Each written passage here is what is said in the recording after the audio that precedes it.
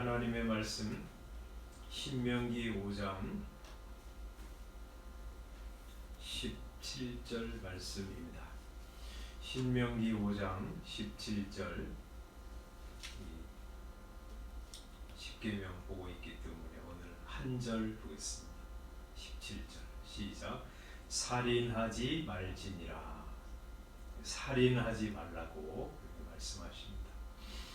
우리 사람에 대한 계명 중에서 이제 첫 번째 계명이 너는 네 하나님 여호와께서 명령하신 대로 네 부모를 공경하라 하는 계명이 다섯 번째 계명이었고요. 여섯 번째 계명은 살인하지 말아라 하고 말씀하십니다. 사람의 생명, 그것을 죽이지 말라는 것이죠. 단순히 죽이지 말라고 하시는 그 사람의 생명을 끊지 말라고 하시는 명령만 아니라 이 한 가지 계명 안에는 사람의 생명을 해롭게 하는, 해치게 하는 모든 행동과 말과 마음의 이 움직임까지 말씀하시는 것이죠. 그래서 사람의 생명을 끊어서 죽이는 것뿐만 아니라 그에게 폭력을 가하는 행동 혹은 욕설하는 것. 그래서 예수님께서 그렇게 말씀하셨잖아요. 형제를 향해서 미련한 놈이라고, 라가라고 하고 바보 같은 놈 이렇게 말하는 것까지도 하지 말라고 그러시고 그것도 죄라고 그러시죠. 또 미워하는 마음을 갖는 것. 그래서 요한 1서에 보면 형제를 미워하는 자마다 살인하는 자니 이렇게 말씀하시잖아요. 그러니까 사람을 해치고 또 욕하고 미워하는 마음을 품는 것까지도 하나님이 하지 말라고 하시죠. 왜 그렇게 하시냐? 그 이유가요. 우리가 첫 번째로는 하나님이 자기 형상대로 사람을 지으셨기 때문에. 그래서 창세기에 그런 말씀 나오잖아요. 우리가 우리의 형상을 따라 우리의 모양대로 사람을 만들고 그렇게 말씀하셨잖아요. 하나님이 하나님의 형상, 자기 형상을 따라서 사람을 지으신 것이기 때문에 사람은 그토록 하나님의 영광이 깃들어 있는 존재이기 때문에 우리는 사람을 존귀하게, 귀하게 여겨야 하는 것이죠. 뭐 짐승 죽이는 거야 하고 사람 죽이는 거하고는 차원이 다른 이야기이죠. 뿐만 아니라 그 사람의 생명을 이 세상 그리고 우리가 사는 이 시대에 태어나게 하시고 그 사람을 살게 하시는 생명의 주관자가 하나님이시기 때문에 그죠.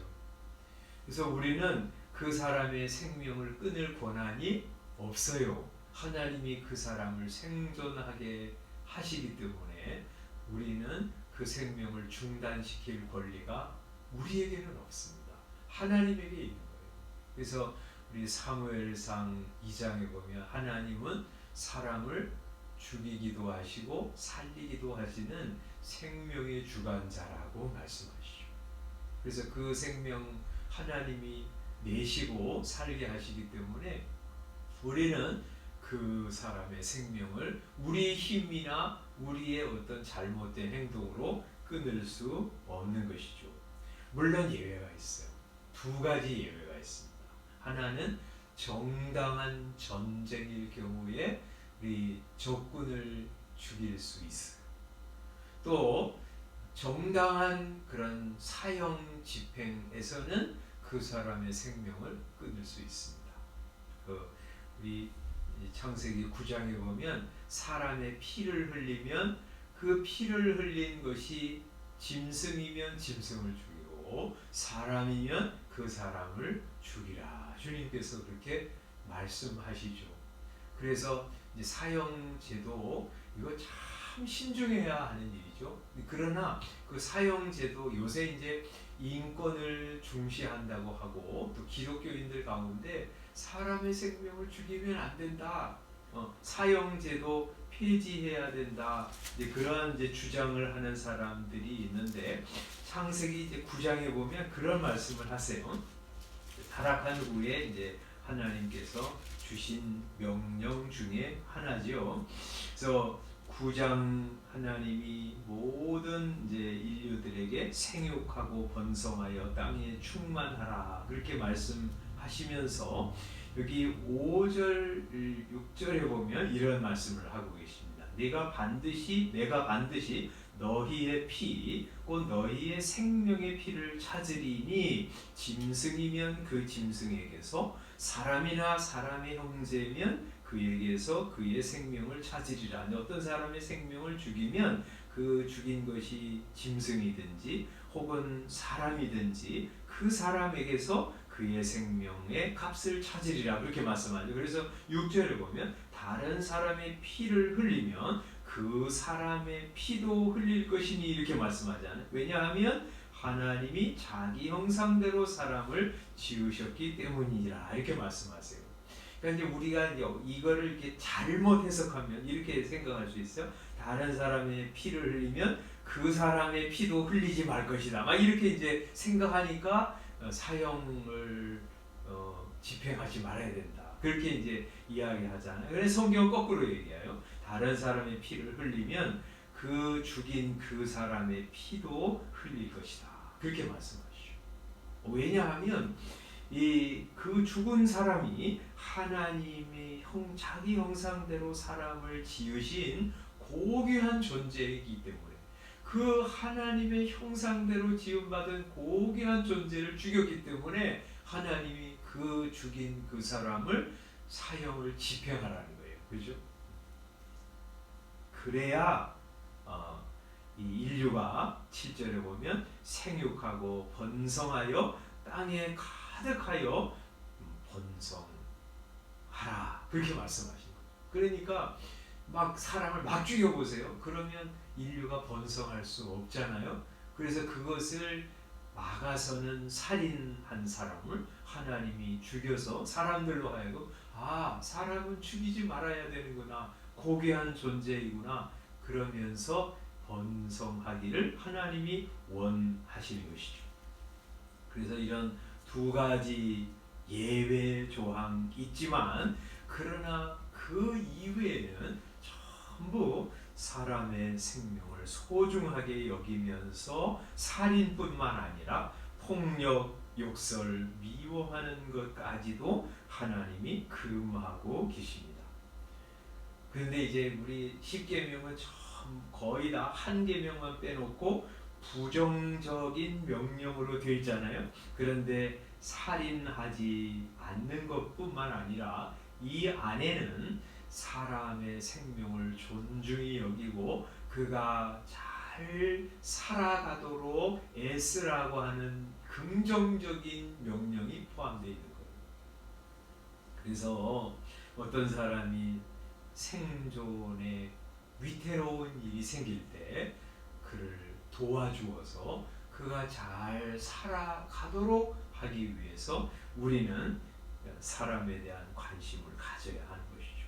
그래서 먹을 것이 없으면 먹을 것을 공급해주고 또 뭐 아프면 싸매어주고 또 살아가는 것이 너무 힘들면 그를 도와주어서 잘 살게 해주라고 말씀하시고요. 하나님이 우리 주님이 이제 마태복음 25장에서 그렇게 작은 자 한 사람까지도 그 생존을 생각하면서 그들을 도와주라고 하시는 말씀을 이렇게 아름다운 언어로 말씀하시죠. 마태복음 25장 34절에 보면 이런 비유를 하고 계십니다. 임금이 그 오른편에 있는 자들에게 말씀하십니다. 내 아버지께 복받을 자들이여 나와 창세로부터 너희를 위하여 예비된 나라를 상속받으라 하고 말씀하시면서 그들이 향한 선행을 열거하세요. 그러면서 이렇게 말씀합니다. 35절 내가 줄일 때 너희가 먹을 것을 주었고 목마를 때 마시게 하였고 나그네 되었을 때 영접하였고 헐벗을 때 옷을 입혔고 병들었을 때 돌보았고 옥에 갇혔을 때 와서 보았느니라. 예수님이 이 의인들에게 그렇게 말씀하세요. 그랬더니 37절에 보면 의인들이 너무 이상해서 예수님께 이렇게 대답합니다. 우리가 어느 때에 주께서 줄이신 것을 보고 음식을 대접했습니다. 저 예수님을 이 땅에서는 만난 적도 없는데요. 그렇게 대답하는 거죠. 목마르신 것을 보고 언제 저희가 예수님께 마실 것을 드렸습니까? 언제 나그네 되신 것을 보고 영접했습니까? 헐벗은 것을 보고 옷을 입혀드렸습니까? 언제 예수님이 병드신 것, 옥에 갇히신 것을 보고 우리가 가서 배웠습니까? 그런 적 없는데요. 그렇게 대답하니까 임금님이 이렇게 답변하십니다. 40절 내가 진실로 너희에게 이르노니 너희가 여기 내 형제 중에 지극히 작은 자 하나에게 한 것이 곧 내게 한 것이니라 하고 답해 주십니다. 이 세상에 작은 자 한 사람, 지극히 작은 자 한 사람에게 내가 먹을 것을 주었어요. 목마를 때 냉수 한 그릇을 대접해 주었어요. 그가 정말 힘들 때 전화를 해서 위로해 주었어요. 또 너무 돈이 없어서 곤궁할 때 쌀을 사다 주었어요. 그거 하나하나 행동이 자기에게 한 것이라고 예수님은 말씀하세요. 이 말씀 얼마나 우리 주님께서 사람의 생명을 호귀하게 여기고 그에게 대접한 것, 자기에게 대접한 것이라고까지 말씀하시면서 이것을 원하시는지 우리에게 예수님의 심정을 알게 해주십니다. 그렇죠? 그리고 내 옆에 있는 내 이웃이 그냥 곤궁에 처했을 때 무관심하고 무정하게 대하는 그게 나하고 무슨 상관이냐? 니네가 일 잘 못하고 인생을 잘못 살아서 그런 거잖아. 그러면서 아무 관심 없이 대하는 거 그거 얼마나 싫어하시는지 그 왼편에 있는 자들에게 말씀하시는 내용을 통해서 우리에게 알려주시죠. 41절에 저주를 받은 자들아 나를 떠나 마귀와 그 사자들을 위하여 예비된 영영한 불에 들어가라. 내가 줄일 때 너희가 먹을 것을 주지 않았다. 목마를 때 마시게 하지 아니하였다. 나그네 되었을 때 영접하지 아니하였고 헐벗을 때 옷 입히지 않았고 병들었을 때 옥에 갇혔을 때 너희는 아무 관심이 없이 돌보아 주지 않았다. 그래서 이 사람들도 대답하죠. 어느 때 주께서 줄이신 거, 목마르신 거, 나그네 되신 거, 헐벗으신 거, 병드신 거, 옥에 갇히신 것을 보고 공양하지 아니하였습니까?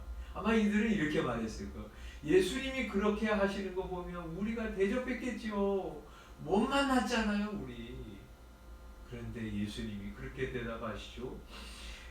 내가 진실로 너희에게 이르노니 이 지극히 작은 자 하나에게 하지 아니한 것이 곧 내게 하지 아니한 것이니라 하고 말씀하시죠. 우리 주변에요 어렵고 힘든 사람 많이 두셨어요. 그 사람에게 관심을 가지고 아프면 싸매어주고 힘들면 도와주고 먹을 것이 없으면 먹을 것을 공급해 주면서 살라고 그렇게 말씀하시죠. 그렇게 하지 않는 거 내게 하지 않는 것이라고 간주하실 만큼 예수님이 그런 한 사람 한 사람에게 대한 지극한 관심을 가지고 대할 것을 부정적으로도 알려주시는 것이죠.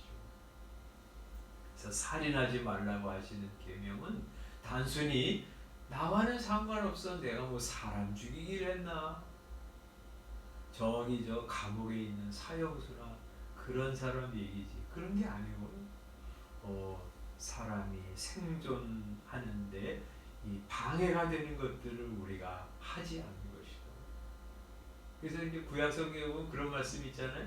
지붕을 이렇게 만들 때 난간도 만들어가지고 사람이 떨어지지 않게 하라. 그게 성경이에요. 사람이 이렇게 살아가면서 실족하지 않도록 우리가 애도 써야 하고요.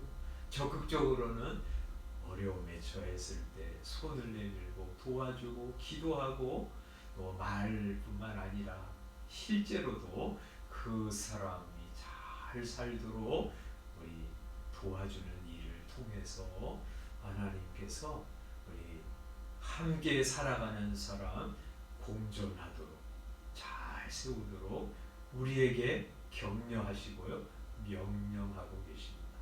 오늘도 우리 많은 사람들을 만날 텐데 사람에 대한 관심 가지고 사람이 잘 살았으면 좋겠어 하는 마음을 가지고 도움이 필요할 때는 도와주고 또 사랑하면서 우리 주님을 대접하는 그런 하루 되시기를 바랍니다. 기도하겠습니다. 살아계신 하나님 아버지, 오늘 저희들이 하루를 살아가는 동안 많은 사람들을 만날 것입니다. 가까운 사람도 만나고 때로는 스쳐 지나가는 사람도 있을 것입니다. 하나님, 저희들의 눈을 여셔서 사람에 대한 관심 가지고 바라보게 해주시고 혹시 나의 도움이 필요한 사람이 없나, 고통 가운데 울부짖으며 괴로워하는 사람이 없나 살펴보게 해주시고 하나님 사랑하는 마음으로 사람들을 사랑하게 하시고 어려운 사람들을 향해서 손을 펴게 하시고 도와주게 하시고 격려하게 하시고 그래서 우리 주님 앞에 저희들이 섰을 때 이 지극히 작은 자 하나에게 한너 복되도다.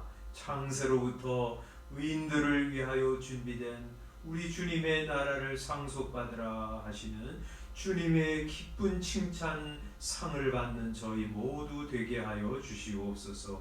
마음을 완악하게 닫고 나만 잘 살면 돼 하고 생각하지 말게 하시고 함께 잘 사는 저희들 되게 하여 주시옵소서. 예수님의 이름으로 기도드리옵나이다. 아멘.